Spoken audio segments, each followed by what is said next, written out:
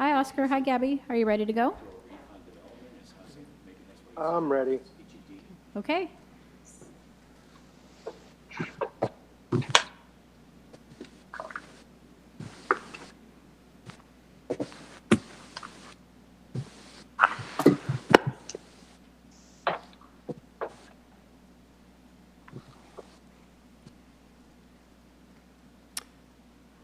Committee member Vasula is on already.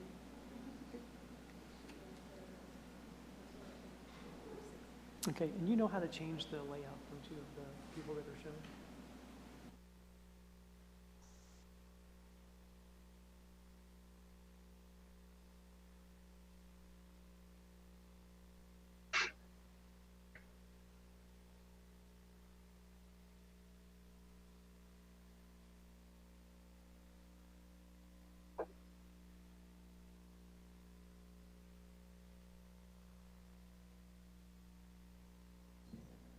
Are we ready to go? Is everyone else ready? I'm ready. Yeah, I'm ready. Looks like we're all here. Okay. Well, on TV now?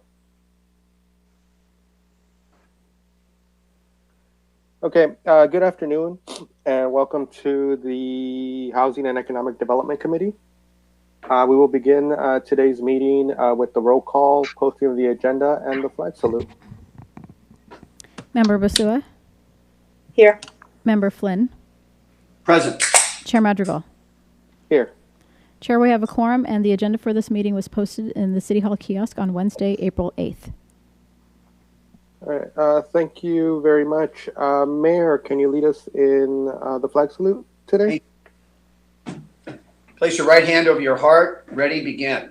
I pledge allegiance To to the the flag flag of the United States of America and to the and to the republic, republic for which it stands, one nation, one nation, God, under God, indivisible, indivisible, with with liberty, justice for all.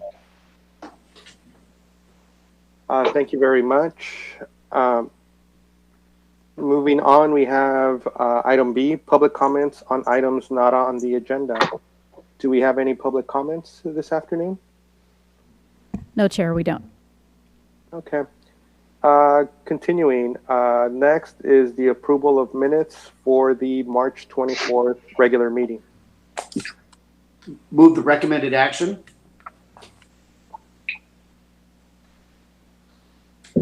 Second. Okay. Call for a vote. Member Basua, Aye. Member Flynn, Aye. and Chair Madrigal. Aye. The motion to approve carries 3-0. Okay. Thank you. Moving on to item D, reports. The report is from the Information Technology Department, and it is the Fiber Master Plan adoption. Thank you, Chair Madrigal and members Flynn and Basua. It's very different not seeing you in person.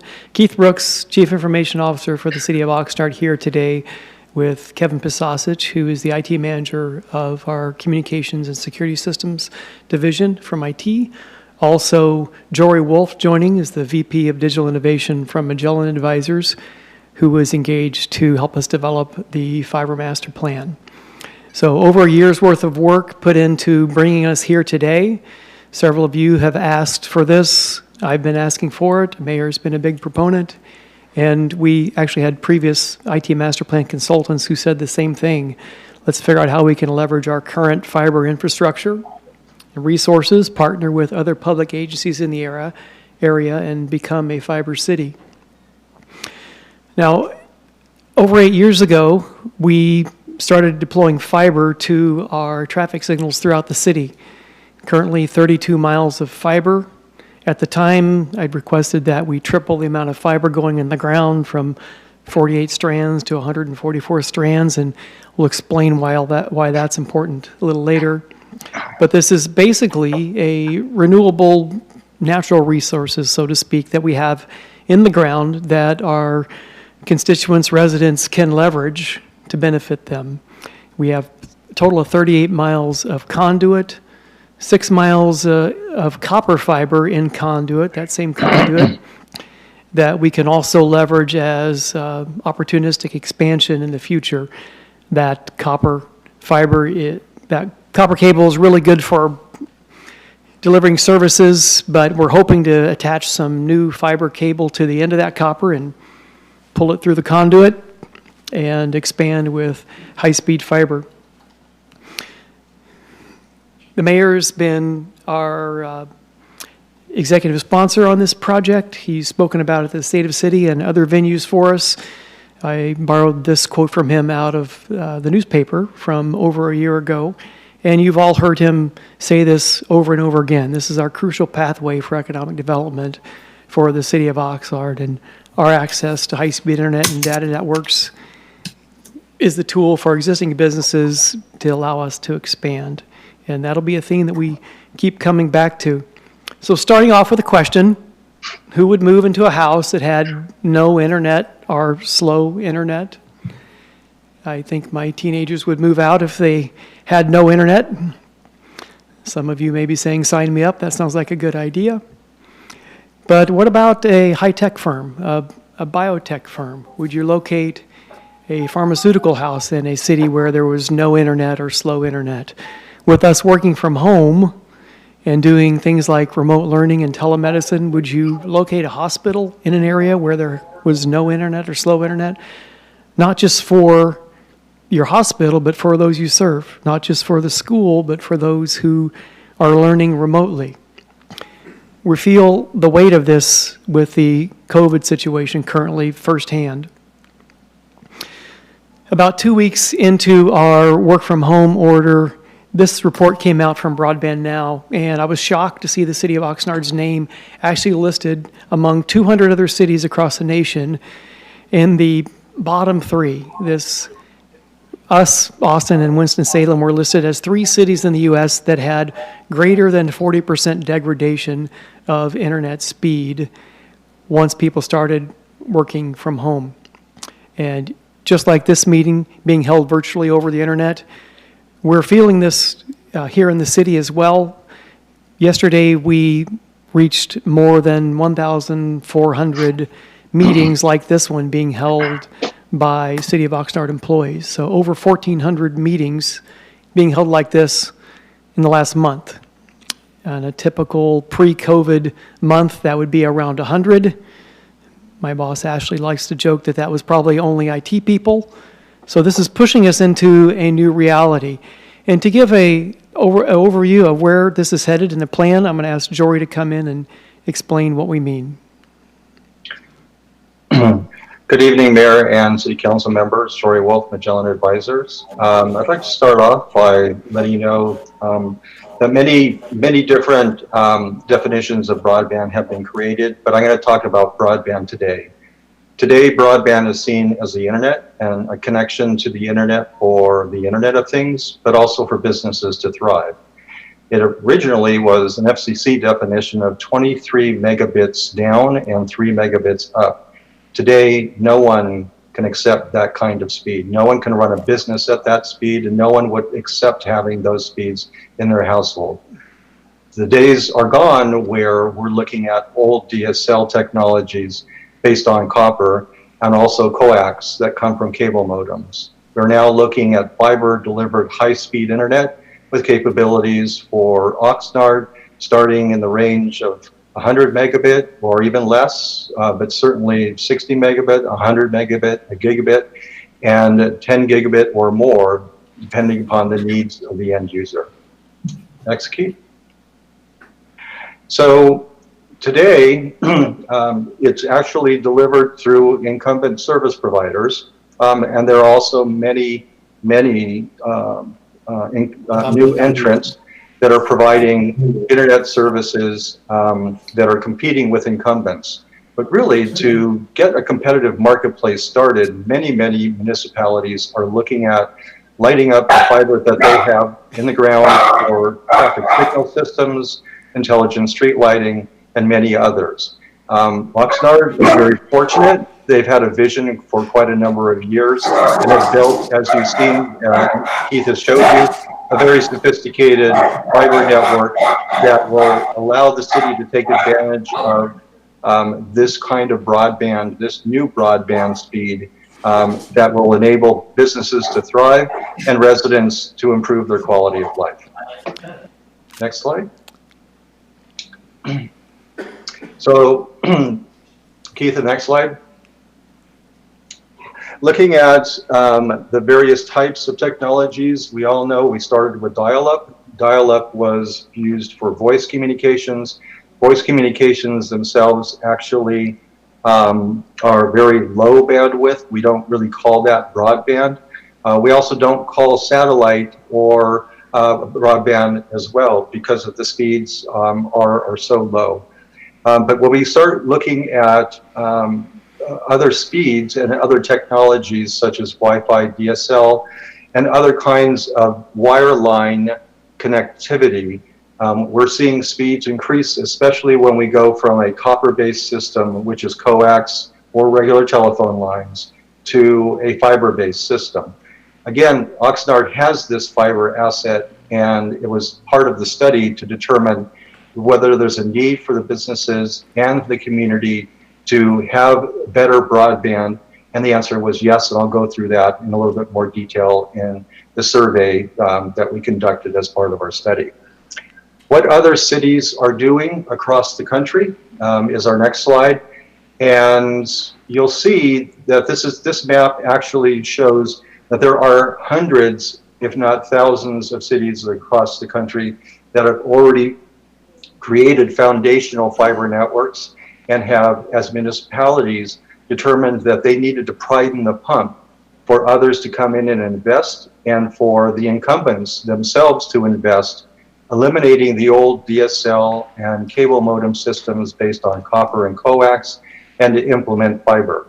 This is now taking place throughout the country, and cities are assisting the incumbents and new entrant providers by allowing their assets to be used in partnership, and then also owning these assets and making them available to other incumbents or to third-party partners that will actually operate the network and the assets that are owned by the city to deliver broadband to the community. But Oxnard had a number of options to choose from in terms of a business model. And I'm going to leave it to Keith to share with you the option that was chosen.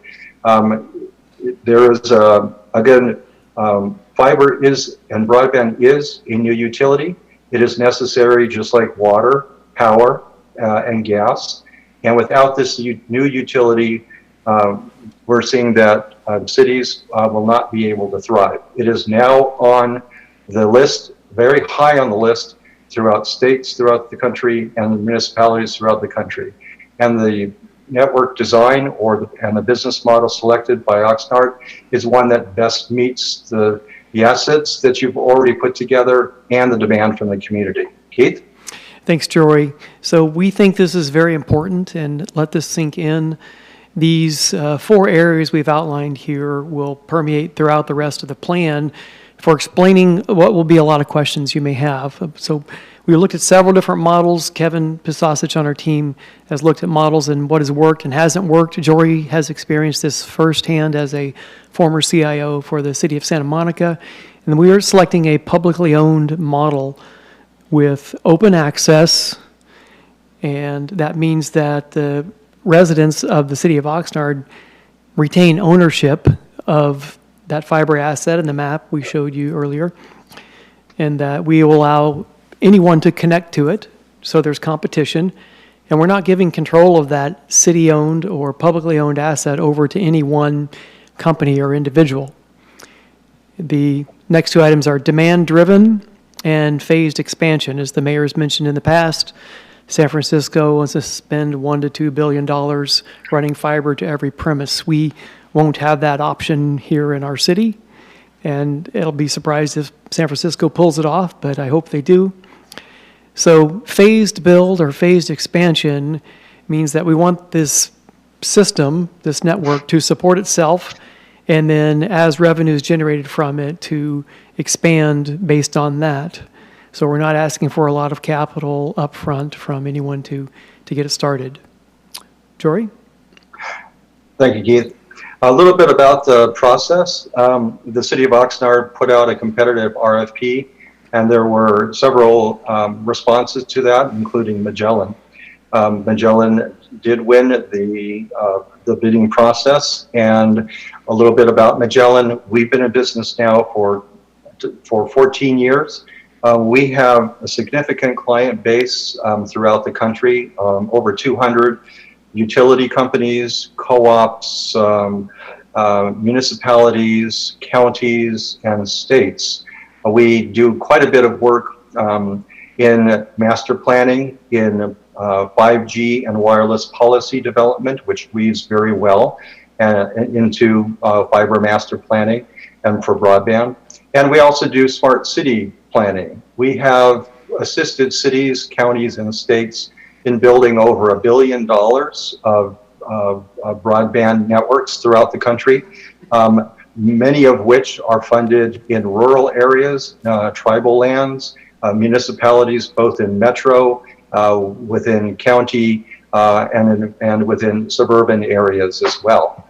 A little bit more about Magellan. We are also working with the city of Moorpark. We worked with the city of Ventura, and we are now starting up a project with the county of Ventura for a middle mile broadband loop to connect all of the cities within the county.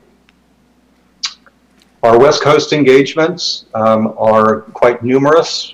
Here's just a smattering of what we've done in Oregon, Washington, and California. And you see we worked here with a combination of cities that you're probably familiar with, and also counties throughout each of the 3 states. My background was CIO for the city of Santa Monica. I built CityNet, which was a fiber network which connected over 300 businesses within the community.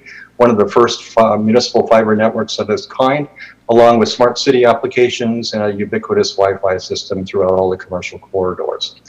Doing very much the same kind of thing with cities throughout the Western US and assisting them with policy development for the implementation of 5G. So Oxnard. The effort at Oxnard was to determine whether or not there was a need or a demand for additional broadband, whether or not the incumbents were actually meeting the need of the community, both businesses, anchor institutions, as well as residents too. So we put together surveys, and those surveys were actually very well responded to. We had a very good response for the surveys, and we, besides surveys, we did workshops. We also interviewed key businesses, both in the agricultural and in the downtown, and within other new development zones throughout Oxnard, getting an understanding of their need for broadband, but also understanding their frustration with speed, with reliability, with customer service, with the cost, and overall satisfaction. In looking at our engagement, we had, again, over 500 survey responses. We conducted 3 workshops there at City Hall with businesses and anchor institutions. We also included the school district and other public utilities in the workshop process. We had very good attendance from the auto industry, from nonprofits, and from financial institutions, and again, interviews with the agricultural industry. So we feel that we got a good cross-section and sentiment from all of the business sectors there in Oxnard. And from that, we were able to understand the current situation today, what those people, what those businesses and other anchors felt would be their need for broadband in the future, and how to go about understanding how we could solve some of the problems and prime the pump for others to invest and for the city to use its assets specifically to enable the delivery of advanced speed of broadband throughout Oxnard. Looking at the survey results, you'll see in slide number 16 that 84% of businesses surveyed felt that broadband was essential well, 44.3 felt it was essential, but a total of 84% felt that it was very or somewhat important to their business for them to thrive in Oxnard. Next survey results in terms of whether or not broadband was sufficient for them to stay in Oxnard, and if that was a key factor for them to grow their business. There was a total of 81% that felt that it was essential or key for them to have adequate broadband for their businesses to thrive. The next survey result, speaking to price, there were a total of 58% of respondents that were dissatisfied with cost overall. And then on the next slide, moving to survey results for whether or not there would be an increase in demand for their businesses for broadband over the next 3 to 5 years, there was a total of 93% felt that that their businesses would continue to consume increases in their consumption of broadband over that period of time. So what we found overall was it's too expensive currently. It is unreliable. It is key for their businesses today. It is essential for their businesses to continue to thrive because they will continue to consume more. And there were other comments that I'll just state that there was a lot of frustration that businesses were complaining that they weren't able to get broadband connectivity, and it was only across the street. And they couldn't, and the providers wouldn't deliver it to their businesses. So overall, we found that there is a demand in Oxnard, and there is quite a bit of dissatisfaction with cost, speed, reliability, and customer service. Our recommendations, based upon the needs assessment that we conducted, and based upon the asset inventory review of all the fiber that Oxnard has to offer, we felt that it was very key for the city to implement policies that would expand the implementation of broadband throughout the community. These are the adoption of wireless ordinances, Dig Once policies, master license agreements for deployment of 5G technologies throughout the city, and many other policies that would continue to support municipal broadband and to support others to come in and invest by using the assets that Oxnard has built for expansion of those services to businesses and anchor institutions and residents. We also recommend that the city concentrate on putting together a pilot program, and in the master plan, we outlined the methods in which to implement that program and the costs. And we also, another important recommendation, I won't go through all of them, but the important here is to develop a leasing program for dark fiber so that many incumbents can deliver fiber to businesses and anchor institutions rather than using their antiquated copper systems, and also to bring in partners that would lease the Oxnard's dark fiber to businesses and anchors so that they will be able to thrive and they won't look elsewhere for their businesses to locate. One more thing about policy, a very key policy here when it comes to broadband support is Dig Once policies. Dig Once policies is actually, there's duality here. It is a protection of the public right-of-way and the significant investment that Oxnard and other cities make in the public right-of-way. Every time you cut the street with a trench to put a utility in the ground, such as a conduit for water or gas or electric, or even this new utility of broadband, you are decreasing the life of the street in half.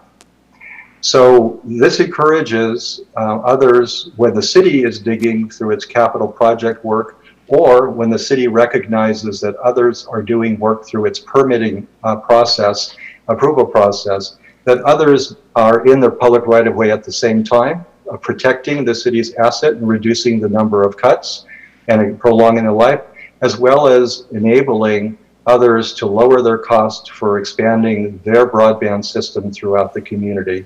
And most importantly, allowing the city to continue to expand its broadband utility as others continue to dig in the public right-of-way. I was wondering, Kevin, did you want to say anything more about that? Sure, thanks, Jory.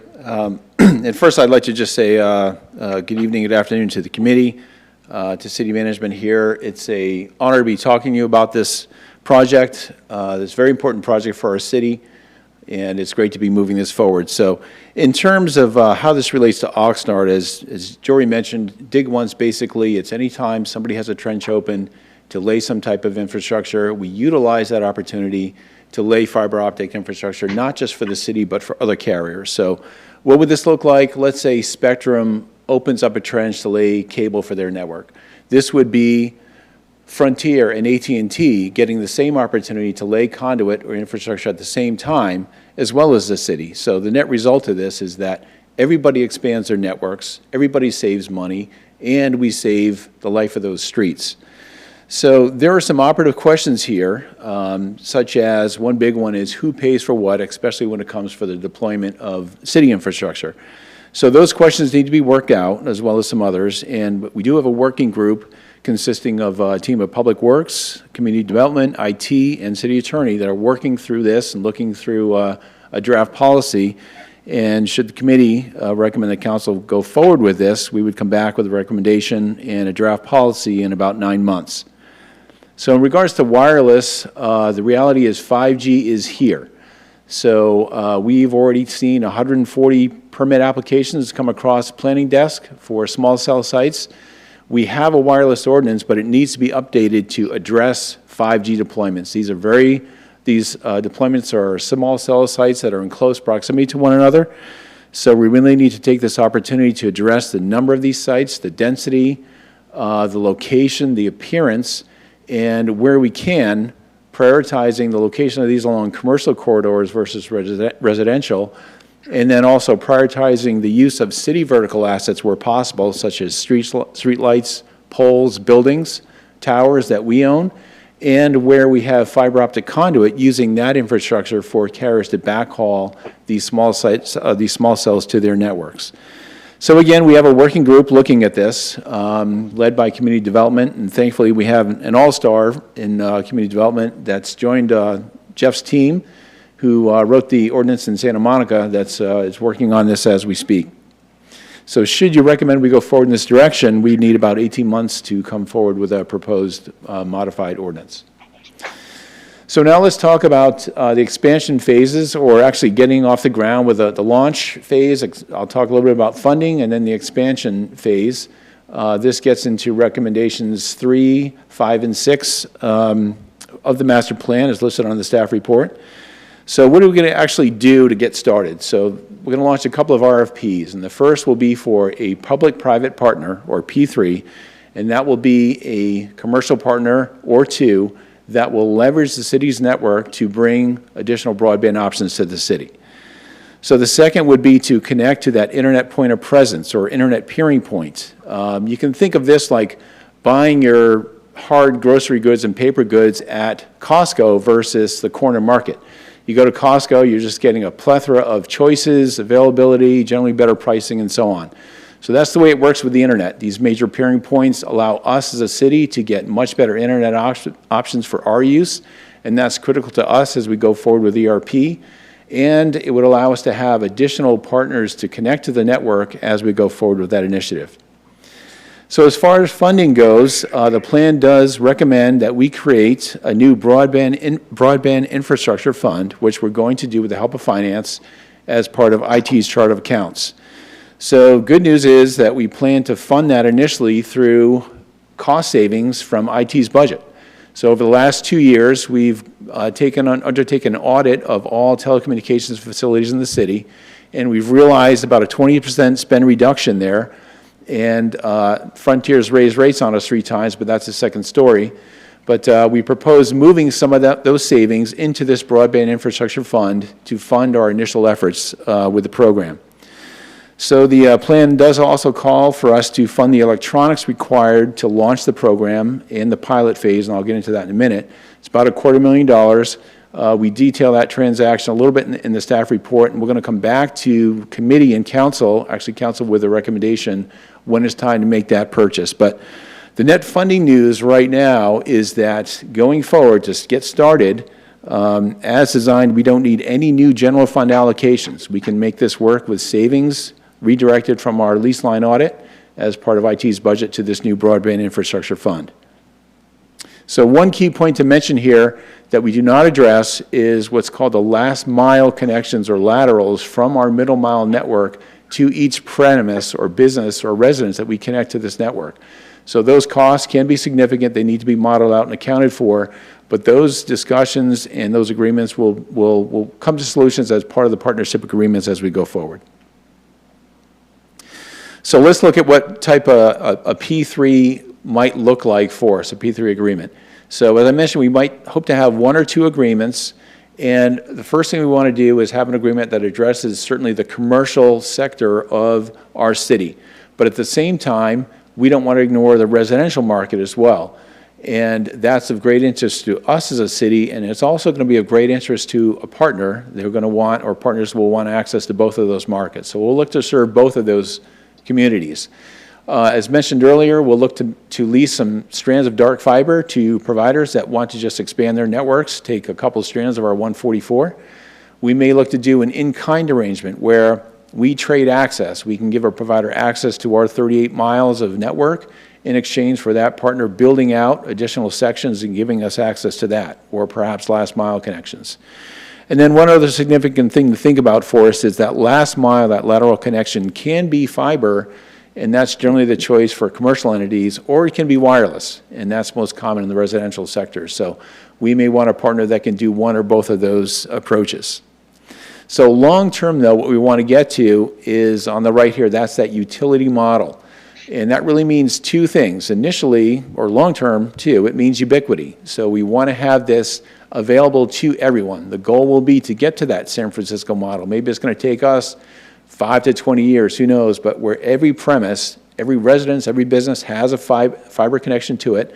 And long term, the goal would be for the city to own that network, maintain that, charge just for cost recovery of that utility, and then have multiple providers connecting to that utility and deliver their own services on top of it, whether it be internet, video content, software as a service, whatever the case may be. So you can think of this, let's just take internet, that might look like the electricity market today where Edison has built out this distribution network, but you can have multiple electricity providers that you can select from as a consumer to actually deliver your electricity over that network. So as mentioned, the plan calls for a pilot phase, and what we want to do is test the assumptions of the plan, expand and proceed cautiously but judiciously and in a smart way. Most cities that have embarked on fiber master plans are now going this approach, taking that demand-driven phased expansion. So we look to start with the downtown core area, and actually this would be expanded to cover all of the new downtown code zones, including downtown core, downtown edge, and downtown general. So this lines up with where the city and community development is targeting for attention in terms of development downtown. So next we would look at the Eastern Business Park section of the city, including along Rice Avenue, Del Norte, Camino del Sol, and those areas, including ensuring that we have fiber available to the Sakioka Farms parcel for whatever development takes place there. As mentioned, we heard directly, actually knocked on doors in this area, as well as had attendance, survey responses and so on. A lot of high bandwidth users here in terms of the business community, and lots of ask for additional solutions in terms of broadband providers. And I should mention here, if you recall the HQ2 application process, one of the checkboxes, a few checkboxes to even proceed with the application was to prove that you could deliver 10 gigabits of internet to that parcel. So if you couldn't do that, don't even bother filling out an application. So luckily enough, at least we could check that box off because we have fiber adjacent to that parcel. So very important for us to consider in attracting the businesses that we want going forward. So the next sector, the last we look to target as part of the pilot, and this would be minimum areas we look to target, is Auto Center Drive. So as Jory mentioned, we had a lot of feedback from businesses on this route, lots of opportunity here with auto dealers, large retail establishments, other types of businesses here, for-profit colleges in this area. And there's a real need for additional solutions, including one auto dealer on this road that has to send customers home to do software updates to their cars because they don't have the bandwidth at their facility to do that in the shop. So that's where things are in this market. So next, we'll look to, as far as expansion goes, we'll look to build strategically, in phases and opportunistically. So what does that look like? As mentioned, first thing we would do is look to replace the copper we have in the network with fiber. So we've got 6 miles of copper right now. We could use that to pull fiber and deliver high-speed broadband to those areas. One segment of interest is along West Gonzales Road between Ventura and Victoria that goes right by Oxnard Union High School and Thurgood Marshall Elementary School. So we should also address expansion with new development. I'm going to touch on that in a minute. And then finally with public works projects. So anytime we have an opportune public project that gives us opportunity to lay conduit, we should take it. One example is we're going to have an upcoming project to replace some aging sewer pipe throughout the city. That's a prime opportunity for us to lay conduit while those trenches are open. So there's some other opportunities for opportunistic expansion, as you can see here. One I'll touch on is abandoned sewer lines. This is a great opportunity. You've got a conduit already built. We could pull fiber through that. One area of interest is a segment running from the corner of Channel Islands Boulevard in Ventura all the way south to Port Hueneme Road in very close proximity to the port itself. And that's of real interest to us because the port, who we're speaking with, has great interest in looking to connect to our network to leverage high-speed fiber and high-speed broadband for their business operations. So let's talk about leveraging development. And basically the plan recommends that the city consider requiring any licensee who is permitted to install underground infrastructure to deploy fiber optic conduit or infrastructure as part of that development approval. So there are 3 ways staff is looking at to go about this. The first would be to look at any new development agreements to include a provision requiring broadband infrastructure deployment as part of that agreement.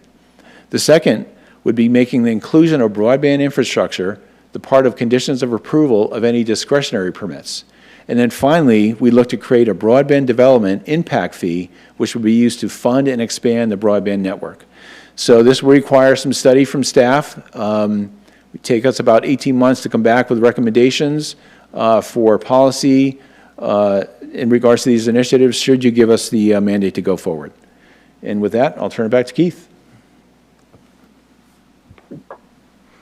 Thanks, Kevin. So you guys are getting an idea already of what this will do for the city of Oxnard as we keep rallying around economic development, getting advanced businesses, high-paying jobs. This is the crucial pathway, as the mayor has repeatedly stated, for this.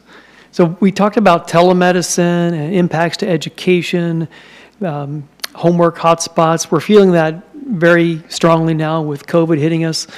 I attended a conference about a year ago with Google, and the theme of the conference was sensors, and they're installing sensors, actually producing hardware sensors, and they're being installed everywhere. We're seeing that in our personal lives, but that's also going to impact us as public agencies with regard to high-resolution cameras that we roll out in the city, or utility monitoring and metering systems, and the services that we provide to the residents.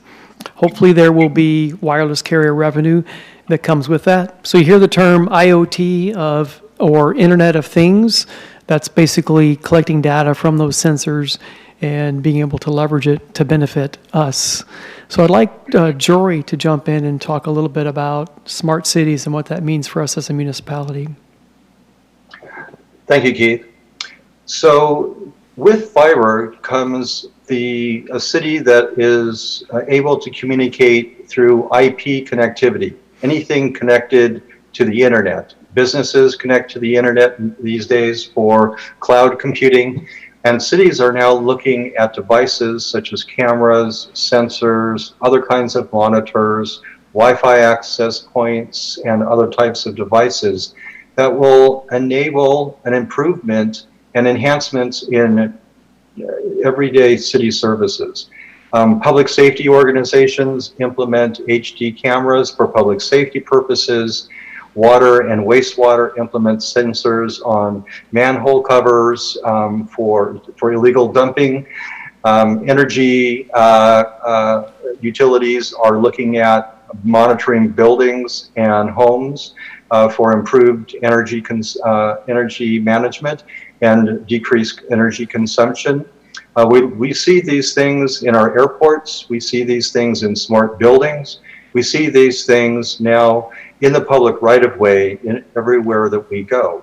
Oxnard is no different. Now with its fiber optic infrastructure, it will be able to implement each of these strategies. Now, I'm not saying that it will implement all of them, but it will implement smart city based upon the demand of the Oxnard community. IP now, IP-based broadband networks with fiber as the backbone, delivering wireless support to wireless devices and to all of these other IP-enabled devices and equipment, will be able to improve the way in which the city operates and the way in which the city delivers not only information, but direct services to the community. Many of these systems will work autonomously and will take data in large amounts and then act on that data based upon decision trees and programming that is done by the city to support the delivery of these services. Not only does this impact what the city can do, but it also benefits industry significantly as well. Next slide, please. And it shows, this slide in particular shows that industries will be able to improve the way in which they monitor moisture in the ground, plant their crops, harvest their crops, and maintain soil conditions, both minerals and moisture, as well as technology companies for delivering their types of services, monitoring in-home types of thermostats, monitoring water delivery systems, managing distribution and of manufactured goods, and tracking the delivery of those goods real time from the point of manufacture to the point of delivery and use. And then also many things when it comes to quality of life and how people live. This is a really key part here. And that is wherever we go, we see an improvement in the delivery of health services through telemedicine and providing opportunities for aging in place for the aged. We also see improvements in virtual education, and we're seeing that in a big way today. We have lots of children across this country that are now taking advantage of virtual technologies, cameras and equipment that they have on their desktops that equate to all of these technologies in Smart City and these technologies used by industries and the communities for the Internet of Things to be able to function and to be able to thrive in the new digital economy and digital world. The next slide shows some potential technologies that Oxnard is looking at implementing. Cities across the country and in California are implementing these technologies, and Oxnard has a number of these things that it wishes to implement and has plans for in the coming years as the fiber infrastructure continues to expand. Back to you, Keith. Thanks, Joey. A lot there to take in. Essentially, the message is it all runs on fiber. People ask us, well, why don't you just use the cellular network? And I like to ask people, what is your cell tower attached to? Some would say a building or a pole, but then what is that attached to? It attaches to fiber. It attaches to a fiber optic cable that's in the ground or running through the air, and that's the opportunity we have to leverage that for our city. When you think about fiber like you do about gas, water, and power, it is a new utility and very much treated like a utility by all of us. I'd like to open this up for questions now, and then we can share some resources later and some recommendations. Thank you very much for the presentation. Do we have any public speakers? Chair, we don't. We did receive a written communication from Nancy Lindholm, which was forwarded to the committee members, but no, we don't have anyone requesting to speak. All right, thank you. Mayor, you're up.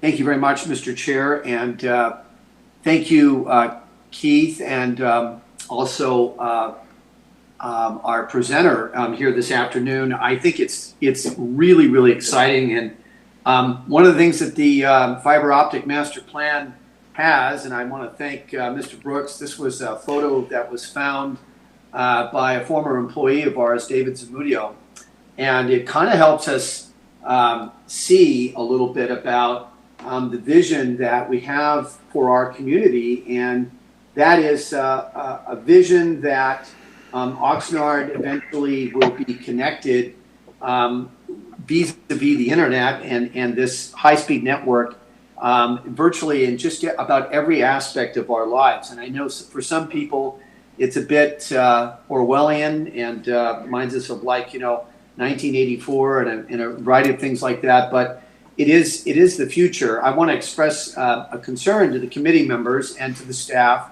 I'd like to compare a fiber optic network and fiber optic cable to higher education. It used to be that if a person went out and got a master's degree beyond getting a college degree, a bachelor's, they got a master's or they got a PhD or they obviously received a law degree, that it would greatly enhance their career and their chances for and their prospects for an even higher paying job and a more satisfying career. Well, eventually we know what's happened with higher education, and certainly in certain areas that now a master's degree and even in some cases a PhD is expected with a lot of jobs. And I like to compare that to fiber optic cable. There are so many other cities that have a jump on us. And I would argue, first and foremost, that this fiber optic cable network system has become really almost to the point where if we don't have it, we're not going to be able to not only draw new companies, but it'll be more difficult to maintain companies here. And so that's a concern that I have that I'd like to express to the committee members. The second thing I would like to say is that even though the smart city aspect of this, in other words, running city government, running just about every aspect of our lives, will be greatly enhanced by a fiber optic network, let's not forget that the main goal here is economic development. And how is this system going to bring higher paying jobs to the city of Oxnard? And that's what I'm particularly focused on. And so, and then before I get into the financing, Mr. Chair and Committee Member Basua, very quickly, California is ranked, according to the Broadband Internet or Broadband Now, California is ranked 13th in the country in terms of its broadband access. The average person in California has 35 megabytes. 35 megabytes per second as an average. And I just did a speed check on mine, and I have just over 200. I mean, that's considered outstanding if you have 200. But I'd like to say that all the communities that have a gigabyte of internet speed. So imagine I have 200, the state average is 35, and what we're talking about here is the potential to have a gigabyte, 1,000. And all of those communities, for the most part, are located in Northern California. I did the search here. Ventura County has just under 1% in Ventura County have access to 1 gigabyte. So That's just like to contextualize this, but I'd like to ask Mr. Brooks and our presenter a little bit more about the financing. Mr. Brooks, and our presenter, Mr. Wolf, we talked about the three Ps, public partnerships, and as a means to implement this, because I know a Google City can cost up to $1 billion, right? We don't have $1 billion to invest. San Francisco might have $1 billion, but we don't have the billion. So when it comes to the financing of this future network, when we're talking about leveraging not only our existing infrastructure, but we're talking about trying to get more money to do this. I know, Mr. Brooks, that there are grants that the Department of Commerce has awarded for fiber optic networks. I know that maybe even a larger sense, there may be partnerships on even a larger level that we might want to consider to implement this. What beyond including this in fees, future development fees and things like this, what can we do to really up the game when it comes to financing fiber optic cable? That's my main concern, Mr. Chair. Okay, thank you, Mayor. I'll respond to that and let Jory and Kevin jump in if they'd like to. First of all, the grant opportunities that are out there currently mostly center around economic development for housing, which we could qualify, or what the state deems as unserved or underserved areas, of which we have very little because the threshold is so low by their definition. It's mostly grants going to rural areas. The proposal is that we launch an RFP, and in that we ask for a public-private partnership to get us off the ground, where a particular partner can bid on the area that they're most interested in, whether it's a dark fiber lease or providing the last mile via wireless or to residential, to businesses. And we'll leave that open for anyone to bid on. Kevin, you want to add to that? Or Jory? Sure, Keith, thank you. There are new opportunities which are arising, and I believe that Oxnard's in a very good position to take advantage of them. Broadband is being recognized as a significant key element of the governor's new broadband, or I should say, new economic development plan. Broadband and broadband infrastructure are very much the underlying utility for economic development in this plan. One of the most recent developments taking place now at the state level, which should be able to assist Oxnard in its effort, is a modification to the California Strategic Fund, which is an economic development fund. And in the past, it's typically gone to service providers that serve underserved or unserved areas. The California Strategic Fund is now being reworked, and instead of the state's definition of broadband at 6 megabits down and 6 megabits up, it's now being redefined as 25 immediately, and then soon growing to 100 with an expectation that in 3 to 5 years it will grow to 1 gigabit. In addition to this, money is now being made available to municipalities that has never been made before. It only went to service providers and incumbents. Now municipalities, if this bill gets passed, it's SB 1130, and SB 1130 allows municipalities to use state funds in which to build middle mile networks and also community networks and laterals to community facilities and also to key business corridors. Thank you very much. And Mr. Chair, just one follow-up question. You had mentioned this strategic fund.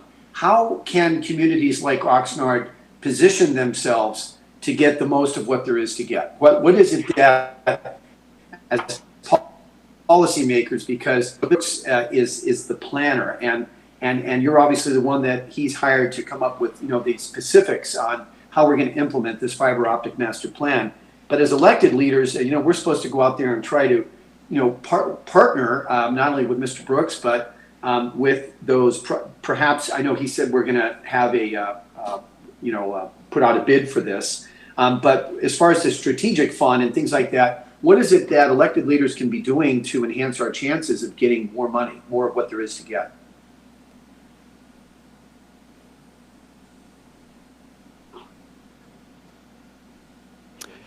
Jory, do you have anything to add to that? Oh, absolutely. So there are a couple opportunities that are immediate, and then there, of course, are more long-term opportunities. Please understand that broadband is a new utility. Gas, water, and power were put in the ground as Oxnard was built and continue to expand over a decade, well, actually, over a long period of time. We are now looking at creative ways and low-cost ways to implement a utility after the fact. And so using development agreements, as we've recommended, using capital project plans and implementing dig once so that others will dig with the city digging with others, and also taking advantage of the 5G carriers who are coming into the city and leveraging your assets and your encroachment permit process. When they install 5G, it's going to, of course, benefit your community, while at the same time, they need to put fiber in the ground to backhaul that wireless device. Wireless will never replace fiber in the next 10 years. Fiber is the gold standard for communications, and wireless depends heavily on it. So whenever a 5G cell site goes into Oxnard, there will be fiber that connects to it. And when they're installing that fiber, that is the time in which Oxnard should install fiber along with the providers when the ground is open. It will reduce Oxnard's cost by 60%. We have seen this in the cities of Oxnard. We are doing it in Inglewood, and I won't bore you. There are many, many others that are taking advantage of this. We strongly believe and recommend that Oxnard should do the same.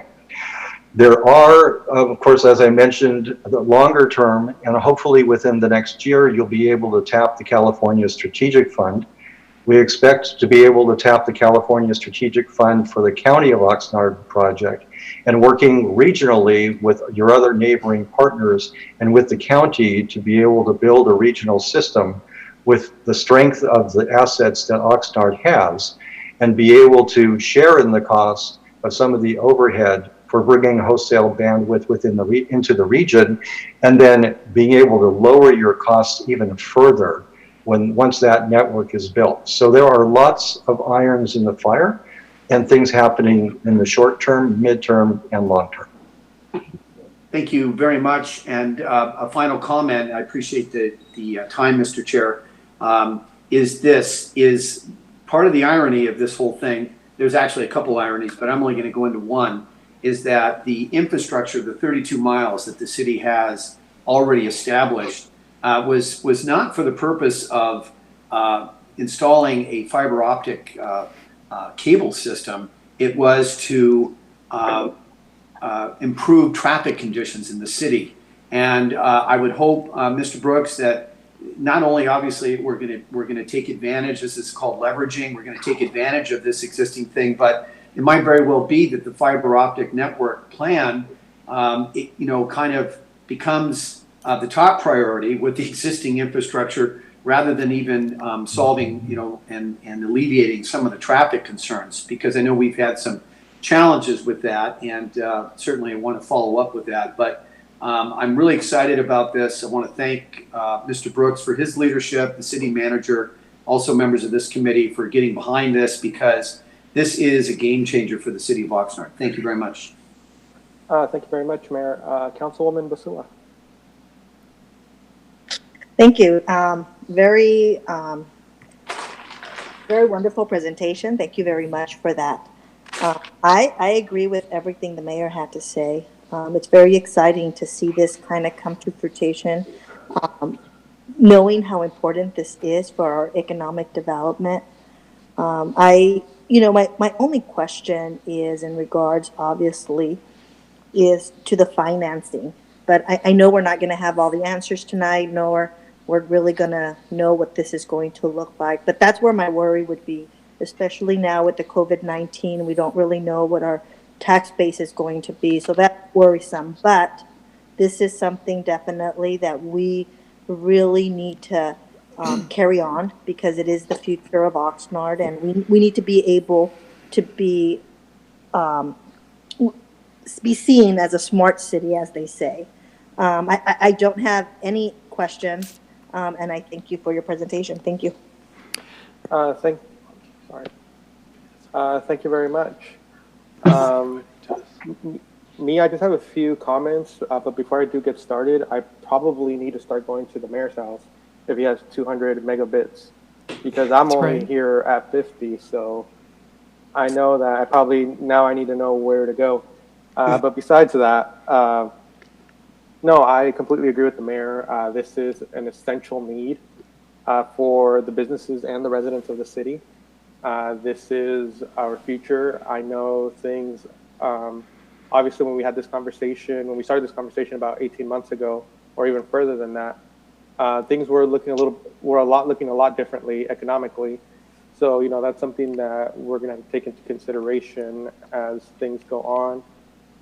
But yes, you are seeing with education right now that it's a difficult task. If you look throughout the nation, you see the haves and the have-nots.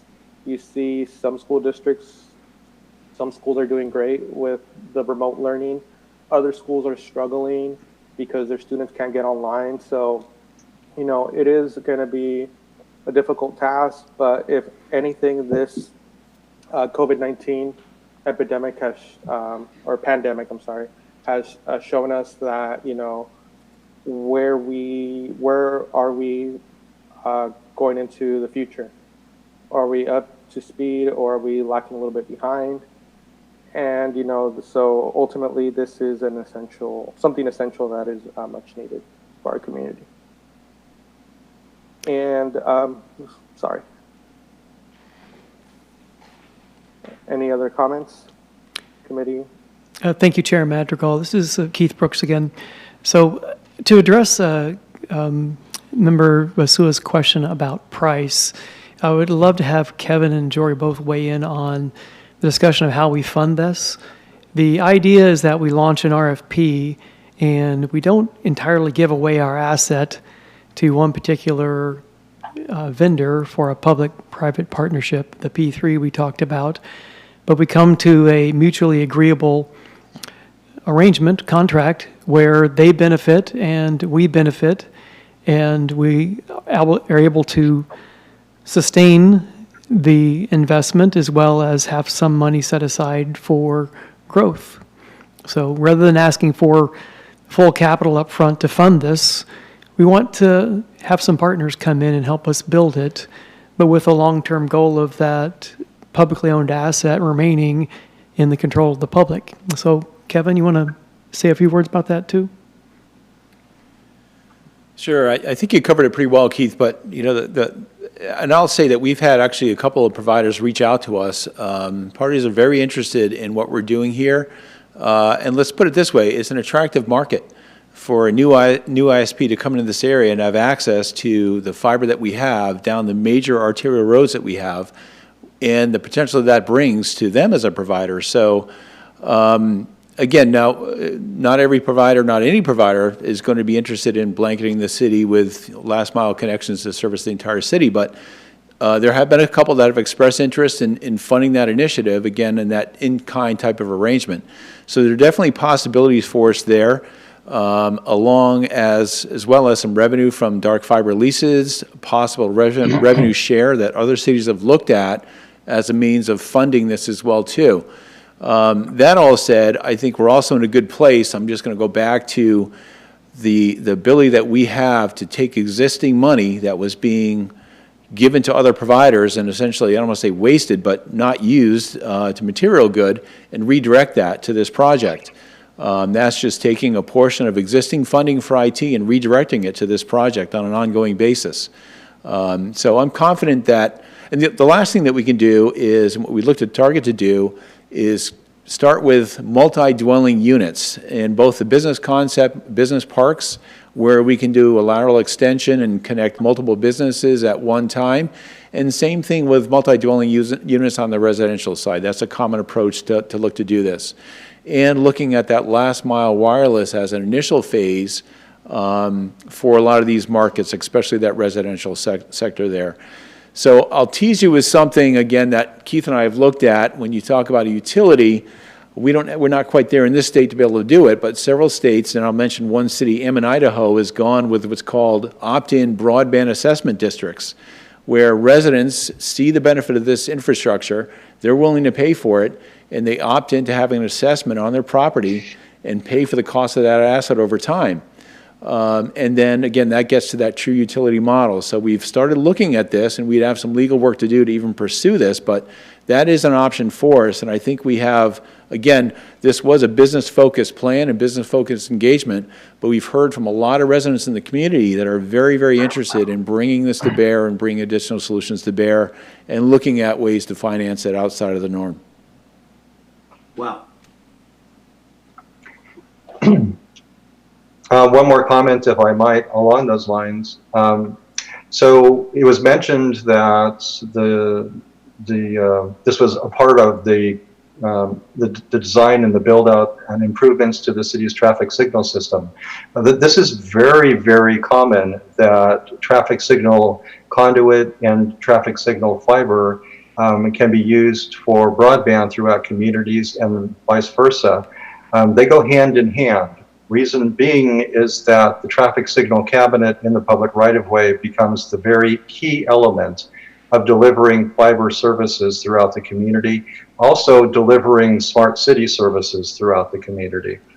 Important to note here is that the recommendations in the master plan and in the report are to follow a model that the city doesn't build this on their own. You have an asset that was built while you improved your traffic signal system, and you went a little bit beyond as well. And you have a significant asset that has value as a leased asset, and others will want to lease that, and they will with an open system concept, you can have multiple providers that will come in, they will lease this asset, they will share the revenue with the city. The city will not be encumbered by having to put out any more money for this asset as more and more people come in, companies come and use the assets to deliver broadband to not only businesses but also anchors into residents. So again, this is going to happen over a period of years. The master plan shows a phased implementation over time, and it's going to grow upon itself once the city primes the pump and issues an RFP for third-party public-private providers. Thanks, Joey. Lastly, we also have Ashley present, our Assistant City Manager, Alex Nguyen, our City Manager, and Jeff Lambert on this video conference. Do any of you have comments? This is Jeff Lambert. Actually, the only thing I would add is we've actually incorporated the IT staff into our Development Advisory Committee. Kevin Pisachis has been attending those meetings and kind of really beginning to launch the connection between IT and development already. It's been well received, and Kevin's been a good addition to that conversation with developers going through the process. Thank you, Jeff. Okay. Thank you very much. Is there a motion on the floor? Move the recommended action. Actually, if I can just ask one more question before we do that, I'm sorry. Oh, go ahead. So, in regards to, I have a question in regards to the staff report, and I guess this is why my comment was in regards to the financing. In the staff report, the last page states that there needs to be a $244,000 upfront capital fund to purchase the fiber optic, and you will be coming back to us to discuss that transaction in more details. That's kind of what I was referring to. Can you explain that a little bit further? Sure. So what that would be, that money would be for electronics, so router and switchgear, basically to open the network. So we'd have to establish a data center and locate that electronics and terminate the fiber into these electronics. And what this does, it kind of creates a meet-me point, if you will, where those partners that we enter in agreements with can connect to the network. So this would also support the equipment required to connect to the internet point of presence that we discussed. And in the future, what this electronics does, it also facilitates dark fiber leasing as well. But long-term, it allows us to really segment this network virtually, electronically, by really dispersing various flavors or colors of light and allocating that bandwidth to different providers. So this electronics will be needed to at least get started with allowing partners to connect to the network. What we wanted to do, why we wanted to wait on this, was to get, obviously, committee's input on this and council's endorsement of the plan, and look at the various partnership agreements that we might enter into to be sure that we've got the right set of electronics to go forward. Pretty sure that we do. We've worked with Magellan pretty closely on this. And we've got a good bill of materials ready to go. We're just waiting for, again, endorsement to pull that trigger.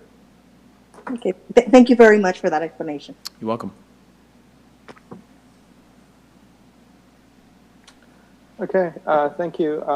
The mayor had a motion, and I'll second. thank you. Call for a vote. Member Basua? Aye. Member Flynn? Aye. Chair Madrigal? Aye. The motion carries 3-0. Okay, thank you very much. Next, we have item E, items for future agendas. Mayor or councilwoman? I'm okay with this right now. I'm happy with the progress of the committee. Okay, Yeah, thank you. and I've got nothing. All right, thank you. I have nothing either. With that, this meeting is adjourned. Thank you very much. Thank you. Thank you.